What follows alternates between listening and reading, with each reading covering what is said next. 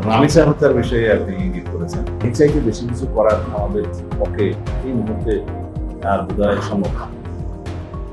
ধর্ষণ এবং হত্যার করে আসামিকে 7 ঘন্টার ভিতরে গ্রেপ্তার করতে আমরা সক্ষম হয়েছি।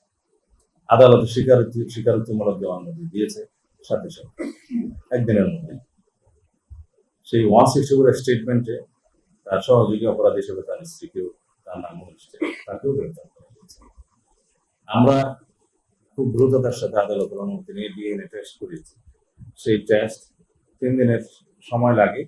3 দিনের মধ্যে সেটা সমাপ্ত হয়েছে। রিপোর্ট কালকে বিকেলে জমা হয়েছে। পোস্টমর্টম রিপোর্টটা আমরা হাতে পেয়েছি ইতিমধ্যেই।